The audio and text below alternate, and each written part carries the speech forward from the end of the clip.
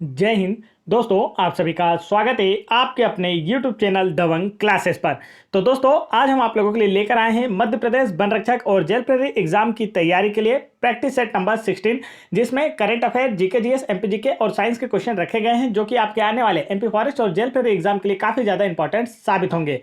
तो वीडियो में लास्ट तक जरूर बने रहें। शुरू करते हैं, देखते हैं आज का फर्स्ट क्वेश्चन में यहाँ पर आप लोगों से पूछा गया है, तानसेन को मध्य प्रदेश में कहां दफनाया गया था। तो आप लोगों से पूछा जा रहा है कि जो तानसेन का मकबरा है वह मध्य प्रदेश में कहां स्थित है। तो इसका जो राइट आंसर है दोस्तों, वह होगा आप लोगों का ऑप्शन नंबर 3, ग्वालियर में। तानसेन को मध्य प्रदेश के ग्वालियर में दफनाया गया है, या हम कह सकते हैं कि मध्य प्रदेश के ग्वालियर में तानसेन का मकबरा स्थित है। तानसेन का जन्म ग्वालियर में हुआ था। उनका मूल नाम रामतनु पांडे था और प्रत्येक वर्ष मध्य प्रदेश सरकार के द्वारा तानसेन के मकबरे के नजदीक ही ग्वालियर में तानसेन समारोह का आयोजन भी किया जाता है। तो यह क्वेश्चन भी अक्सर एग्जाम में पूछा जाता है कि तानसेन समारोह का आयोजन कहां किया जाता है। तो अब आपका आंसर होगा ग्वालियर में, तानसेन के मकबरे के नजदीक। नेक्स्ट क्वेश्चन की ओर बढ़ते हैं। नेक्स्ट क्वेश्चन में यहां पर आप लोगों से पूछा गया है, मध्य प्रदेश पंचायत राज एवं ग्राम स्वराज अधिनियम किस वर्ष अधिकृत किया गया था। तो इसका करेक्ट आंसर आप लोगों को बताना है। राइट आंसर आप लोगों का जो होगा वह है आप लोगों का ऑप्शन नंबर 2, वर्ष 1993 में। मध्य प्रदेश पंचायत राज एवं ग्राम स्वराज अधिनियम जो है यह वर्ष 1993 में अधिकृत किया गया था। मध्य प्रदेश में 30 मार्च 2017 से पंचायतों और स्थानीय निकायों में महिलाओं को 50% आरक्षण देने का प्रावधान किया गया है और ऐसा करने वाला मध्य प्रदेश बिहार के बाद भारत का दूसरा राज्य है जहां पर ग्राम पंचायत और स्थानीय निकायों में महिलाओं को 50% आरक्षण दिया गया है। नेक्स्ट क्वेश्चन की ओर बढ़ते हैं। नेक्स्ट क्वेश्चन में यहां पर आप लोगों से पूछा गया है, किसे एसएसबी का महानिदेशक नियुक्त किया गया है। 4 ऑप्शन आपको दिए गए और पूछा गया है हाल ही में किसे एसएसबी का महानिदेशक नियुक्त किया गया है। तो इसका राइट आंसर होगा ऑप्शन नंबर 3, रश्मि शुक्ला को हाल ही में एसएसबी का महानिदेशक नियुक्त किया गया है। नेक्स्ट क्वेश्चन की ओर बढ़ते हैं। नेक्स्ट क्वेश्चन में यहां पर आप लोगों से पूछा गया है, निम्नलिखित में से कौन सा जम्मू कश्मीर का लोक संगीत है। 4 ऑप्शन आपको दिए गए हैं और पूछा है इनमें से कौन सा जम्मू कश्मीर का लोक संगीत है। तो इसका जो करेक्ट आंसर है वह होगा आप लोगों का ऑप्शन अनुसार ऑप्शन नंबर 1, छकरी। छकरी जो है यह जम्मू कश्मीर का लोक संगीत है। जम्मू कश्मीर भारत का एक केंद्र शासित प्रदेश है। जम्मू कश्मीर के नृत्यों से एक नृत्य अक्सर और पूछा जाता है, उसका आप नाम याद रखेंगे, उसका नाम है रऊफ। ठीक है, यह अक्सर एग्जाम में पूछा जाता है कि रऊफ लोक नृत्य का संबंध किस राज्य से है। तो आपका आंसर होगा जम्मू कश्मीर से, और काफी ज्यादा इंपॉर्टेंट है, एग्जाम में कई बार पूछा जा चुका है। बढ़ते हैं नेक्स्ट क्वेश्चन की ओर। नेक्स्ट क्वेश्चन में यहां पर आप लोगों से पूछा जा रहा है, लॉर्ड डलहौजी ने महाराजा दलीप सिंह को पेंशन भोगी के रूप में लंदन कब भेजा था। देखिए जल्दी से इसका करेक्ट आंसर बताएंगे दिए गए 4 ऑप्शंस में से। इसका करेक्ट आंसर होगा ऑप्शन नंबर 1, वर्ष 1848 में। लॉर्ड डलहौजी ने महाराजा दलीप सिंह को वर्ष 1848 में पेंशन भोगी के रूप में लंदन भेजा था। लॉर्ड डलहौजी को राज्य हड़प नीति के लिए जाना जाता है। डलहौजी को भारतीय रेलवे का जनक भी कहा जाता है। दलीप सिंह कहाँ के शासक थे यदि आपसे पूछा जाए तो आपका आंसर होगा पंजाब राज्य के शासक थे।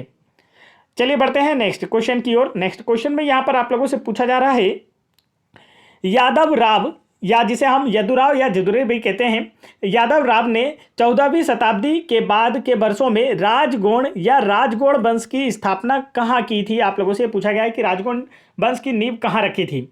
तो यहां से पहला क्वेश्चन जो बनता है वह बनता है कि राजगौड़ वंश की नींव किसने रखी थी या स्थापना किसने की थी। तो अब आप नाम याद कर लेंगे, यादव राव, या फिर अभी आपको ऑप्शन में इस प्रकार भी मिल सकता है। तो यादव राव या यदुराव ने राजगौड़ वंश की स्थापना की थी।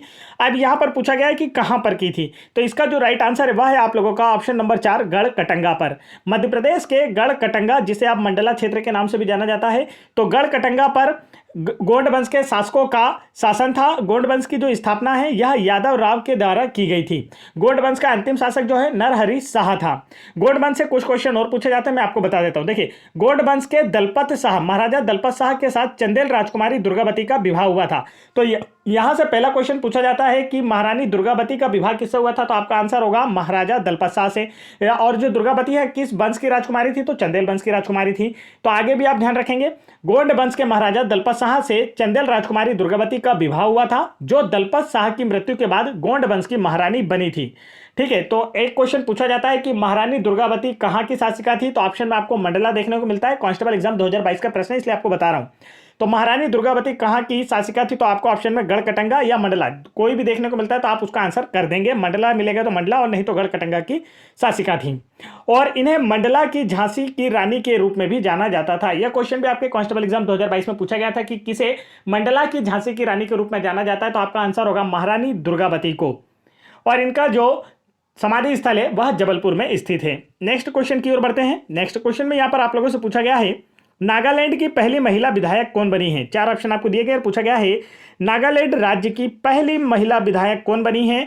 तो इसका करेक्ट आंसर क्या होगा? राइट आंसर आप लोगों का यहां पर होने वाला है, जल्दी से बताएंगे करेक्ट आंसर कौन सा होने वाला है। तो आंसर होगा हेकानी जखालू जो है यह नागालैंड राज्य की पहली महिला विधायक बनी है।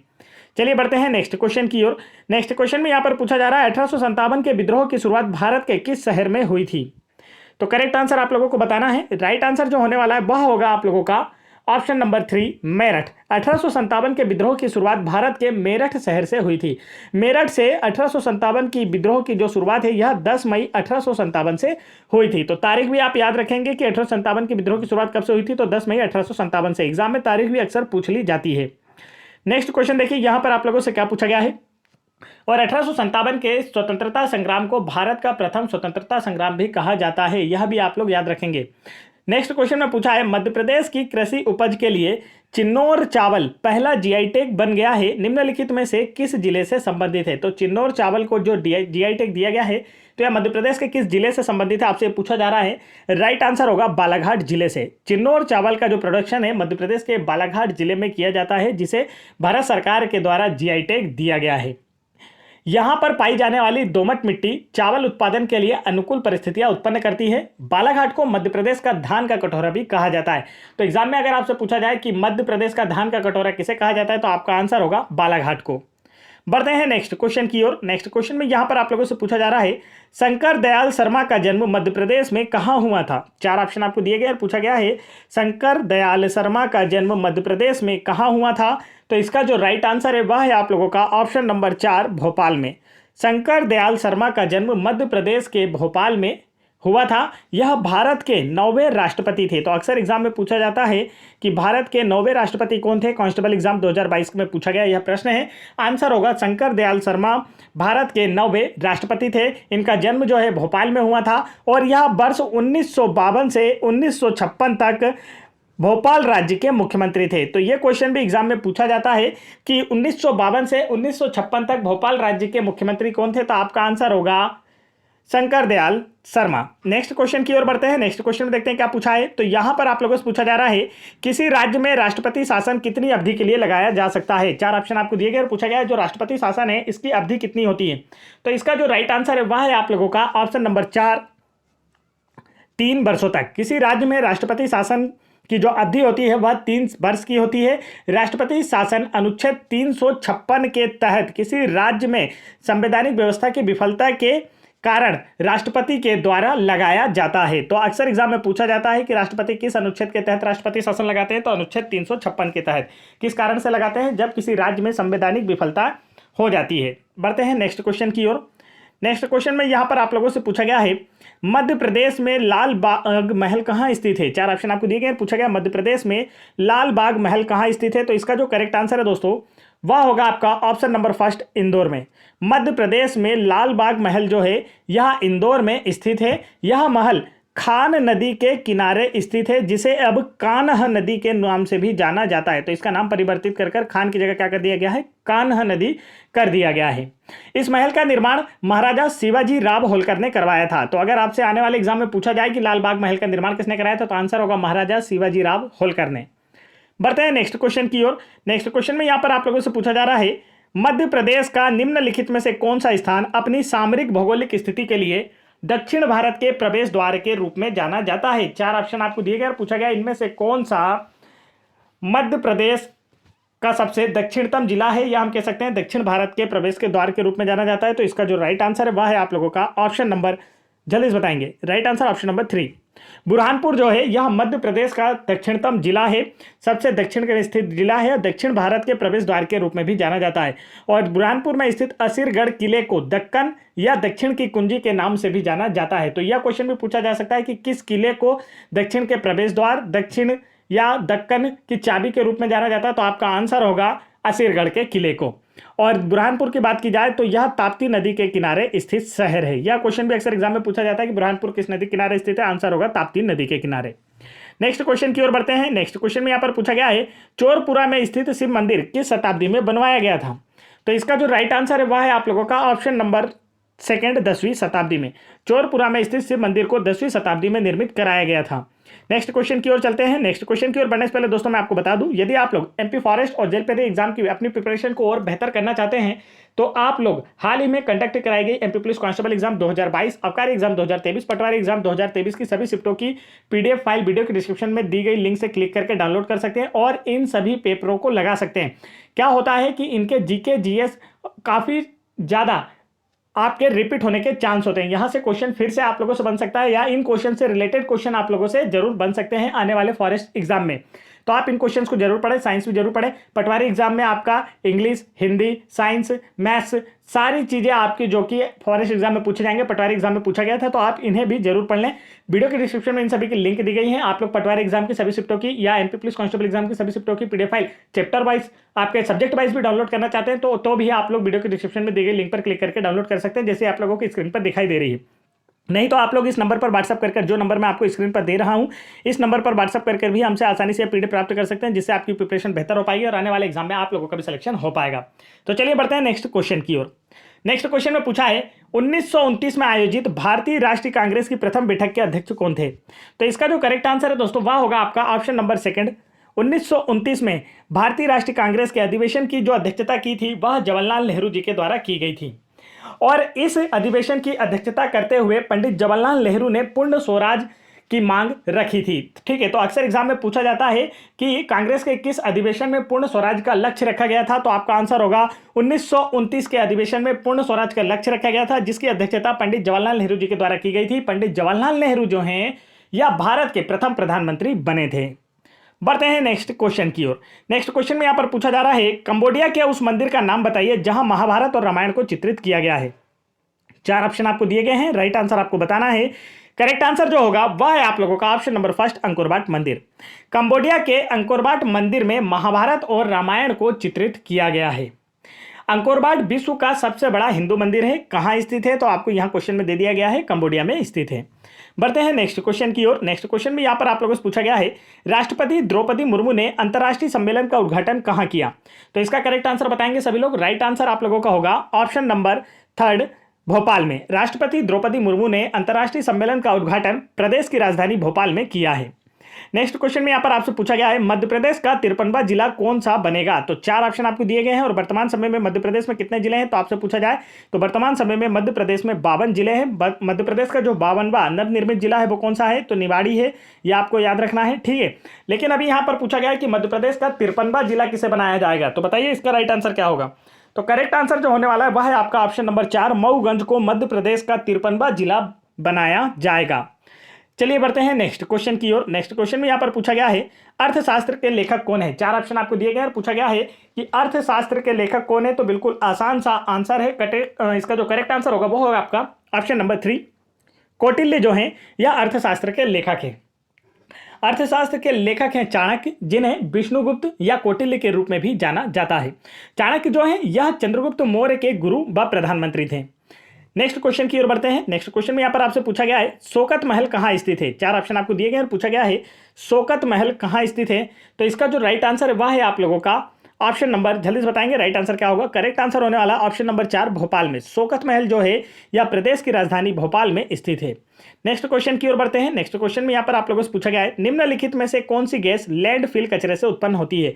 तो देखिए हमारे current affair, GK, GS, MP GK के क्वेश्चन समाप्त होते हैं। अब स्टार्ट होते हैं साइंस के क्वेश्चन। तो आपको वीडियो में लास्ट तक बने रहना है, वीडियो को लाइक करना है, वीडियो पसंद आ रहा है तो चलिए यहाँ पर इसका राइट आंसर बताएंगे। निम्नलिखित में से कौन सी गैस लैंडफिल कचरे से उत्पन्न होती है? तो देखिए यहाँ पर चौथा ऑप्शन आप लोगों को नहीं दिया गया है। चौथा ऑप्शन में लिख देता हूं, ये रहा आपका चौथा ऑप्शन। आप बताइए कि इसका राइट आंसर क्या होगा? तो आपका जो करेक्ट आंसर होने वाला है वह है आप लोगों का ऑप्शन नंबर, जल्दी से बताएंगे, करेक्ट आंसर होगा आपका, देखिए यहाँ पर लैंडफिल ऑप्शन कुछ और था। देखिए यहाँ पर पूछा गया है कि लैंडफिल कचरे से उत्पन्न गैस कौन सी होती है, तो आपका आंसर जो होगा वह बायोगैस होगा। बायोगैस जो है यह लैंडफिल कचरे से उत्पन्न होती है, और मीथेन जो है यह बायोगैस का मुख्य संगठन होता है। और बायोगैस जो आपका मीथेन है इसका जो फार्मूला होता है वो CH4 होता है। अक्सर एग्जाम में पूछा जाता है, आप याद रखेंगे। नेक्स्ट क्वेश्चन में यहाँ पर पूछा गया निम्नलिखित में से कौन सी विद्युत विभवांतर की इकाई है। राइट आंसर आप लोगों को बताना है कि विद्युत विभवांतर की इकाई कौन सी है। करेक्ट आंसर होगा आपका ऑप्शन नंबर सेकंड, वोल्ट। इकाइयां भी आप लोग जरूर पढ़ के जाएं, क्योंकि अभी आपका जो हाल ही में पटवारी एग्जाम कंडक्ट कराया गया था, इसमें जितनी भी भौतिक इकाइयां होती है वह सभी आप लोगों से पूछी गई थी। बढ़ते हैं नेक्स्ट क्वेश्चन की ओर। नेक्स्ट क्वेश्चन में यहाँ पर आप लोगों से पूछा जा रहा है निम्नलिखित में से किस रंग का तरंगदैर्घ्य सबसे कम होता है। दिए गए ऑप्शंस में से आप लोगों को बताना है। अगर सूर्य के प्रकाश के सातों रंग की बात की जाए तो सबसे अधिक तरंगदैर्घ्य जो होता है वह लाल रंग का होता है, और सबसे कम जो तरंगदैर्घ्य होता है वह बैंगनी रंग का होता है। लेकिन यहाँ बैंगनी ऑप्शन में नहीं है, तो इसके अनुसार आपको ऑप्शन के अनुसार आंसर देना है कि किस रंग का तरंगदैर्घ्य दिए गए ऑप्शंस में से सबसे कम होगा। तो राइट आंसर होगा नीले रंग का तरंगदैर्घ्य दिए गए ऑप्शंस में से सबसे कम होगा, और लाल रंग का तरंगदैर्घ्य सबसे अधिक होता है। लाल, हरा और नीला, ठीक है, ये आपको देखने को मिल रहा है। पीला दिए गए ऑप्शंस में से सबसे कम तरंगदैर्घ्य किसकी है, तो नीले की है। और अगर आप लोगों से पूछा जाए कि इंद्रधनुष या प्रकाश के रंगों में सबसे अधिक तरंगदैर्घ्य किसकी होती है, तो लाल रंग की, और सबसे कम तरंगदैर्घ्य किसकी होती है, तो बैंगनी। बढ़ते हैं नेक्स्ट क्वेश्चन की ओर। नेक्स्ट क्वेश्चन में यहाँ पर आप लोगों से पूछा गया है पेड़ किसके द्वारा पानी खो देते हैं। 4 ऑप्शन आपको दिए गए और पूछा गया है इनमें से किस क्रियाविधि के द्वारा पेड़ पानी खो देते हैं। तो इसका जो राइट आंसर होगा वह है आप लोगों का ऑप्शन नंबर 4, बाष्पोत्सर्जन। पेड़ जो होते हैं या बाष्पोत्सर्जन प्रक्रिया के द्वारा पानी खो देते हैं। पौधे जो होते हैं या बाष्पोत्सर्जन प्रक्रिया पत्तियों के रंध्रों द्वारा होती है। पौधों में बाष्पोत्सर्जन की जो प्रक्रिया होती है पत्तियों के रंध्रों द्वारा होती है, और पौधों में जो श्वसन की प्रक्रिया है वह भी इन रंध्रों के द्वारा ही होती है। नेक्स्ट क्वेश्चन की ओर बढ़ते हैं। नेक्स्ट क्वेश्चन में यहाँ पर पूछा जा रहा है मेथानोजेंस किन जानवरों की आंत में मौजूद होता है। तो आपसे पूछा गया है मेथानोजेंस किन जानवरों की आंत में मौजूद होता है। तो 4 ऑप्शन आपको दिए गए हैं। करेक्ट आंसर होने वाला ऑप्शन नंबर सेकंड, जुगाली करने वाले जानवरों।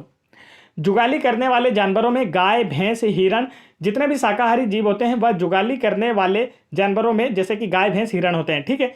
तो यह इनके आंत में मेथानोजेंस होता है, और यह जो होते हैं सेलुलोज का पाचन कर पाते हैं। तो देखिए अक्सर आपसे एग्जाम में पूछा जाता है 4 ऑप्शन देकर कि इनमें से कौन सा सेलुलोज का पाचन नहीं कर सकता। गाय, भैंस, हिरण आपको ऑप्शन में दे सकता है, और चौथा ऑप्शन आपको मनुष्य दे सकता है। तो मनुष्य जो होते हैं यह सेलुलोज का पाचन नहीं कर पाते हैं। जो गाय, भैंस, हिरण होते हैं तो यह क्या होते हैं, यह जुगाली करने वाले जानवर होते हैं जो कि सेलुलोज का पाचन कर पाते हैं। आगे बढ़ते हैं नेक्स्ट क्वेश्चन की ओर। नेक्स्ट क्वेश्चन यहाँ पर आपसे पूछा गया है निम्नलिखित में से कौन सा हेपेटाइटिस वायरस के संचरण का मुख्य कारण है। तो इसका जो राइट आंसर होगा वह है आप लोगों का ऑप्शन नंबर सेकंड, दवा सुइयों को साझा करना हेपेटाइटिस वायरस के संचरण का मुख्य कारण है।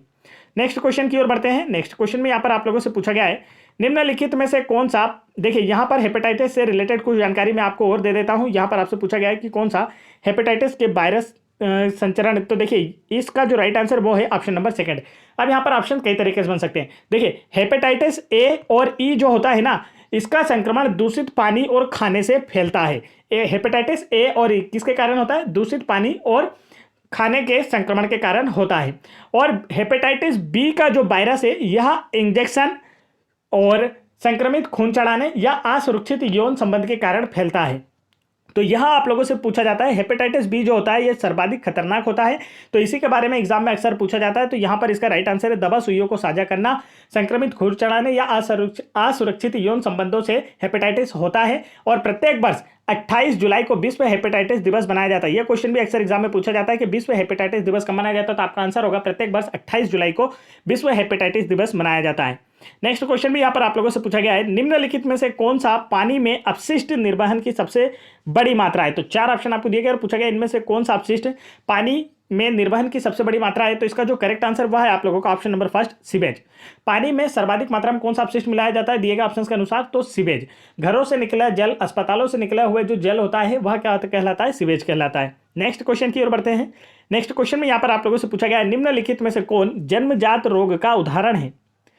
तो ऑस्टियोपोरोसिस, डाउन सिंड्रोम, तपेदिक और मूत्रपथ संक्रमण इनमें से कौन सा जन्मजात रोग का उदाहरण है, ये आपसे पूछा जा रहा है। करेक्ट आंसर होगा आपका option number second, down syndrome जो है यह जन्मजात रोग का उदाहरण है। इसके अतिरिक्त हीमोफीलिया और वर्णांधता यह भी जन्मजात रोगों के उदाहरण हैं।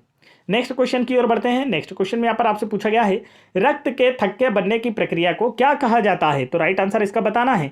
करेक्ट आंसर आप लोगों का जो होगा वह है ऑप्शन नंबर सेकंड, जमावट। रक्त के थक्के बनने की प्रक्रिया को जमावट कहा जाता है। रक्त का थक्का जमने में सहायक प्रोटीन जो है वह प्रोथ्रोम्बिन होता है। तो ये एग्जाम में जरूर पूछा जाता है कि रक्त का थक्का जमने में सहायक प्रोटीन कौन सा होता है? तो आपका आंसर होगा प्रोथ्रोम्बिन होता है। और इस प्रोटीन के निर्माण के लिए शरीर को विटामिन के की आवश्यकता होती है। तो विटामिन के भी रक्त का थक्का जमाने में सहायक होता है। अब एक क्वेश्चन यहां से पूछा जाता है कि कौन से विटामिन की कमी के कारण रक्त का थक्का नहीं जमता है? तो आंसर होगा विटामिन के की कमी के कारण रक्त का थक्का नहीं जमता है। क्योंकि रक्त का थक्का जमाने के लिए कौन सा प्रोटीन चाहिए? प्रोथ्रोम्बिन। और प्रोथ्रोम्बिन के बनने के लिए कौन सा विटामिन चाहिए? तो आंसर होगा विटामिन के की जरूरत होती है। आगे बढ़ते हैं। तो ये थे दोस्तों आज के हमारे टॉप 30 क्वेश्चन जो हम आप लोगों के लिए लेकर आए थे, और यहां पर हमने आप लोगों के लिए क्विज रखी जिसका आंसर आप लोगों को हमें कमेंट करके बताना है। आज की क्विज है, नीमच को एक अलग जिला कब घोषित किया गया था? तो इसका राइट आंसर आप लोग हमें कमेंट करके बताएं। वीडियो पसंद आया है तो वीडियो को लाइक करें, साथ ही चैनल पर पहली बार आए तो चैनल को जरूर सब्सक्राइब कर लें। आपको जितनी भी पीडीएफ बताई गई थी, यदि आप लोग वह सारी पीडीएफ डाउनलोड करना चाहते हैं तो आप इस नंबर पर, जो नंबर आपको दिया गया है, इस पर व्हाट्सअप कर भी हमसे आसानी से सारी पीडीएफ प्राप्त कर सकते हैं और अपनी प्रिपरेशन को बेहतर कर आने वाले एग्जाम में सिलेक्शन ले सकते हैं। जय हिंद दोस्तों।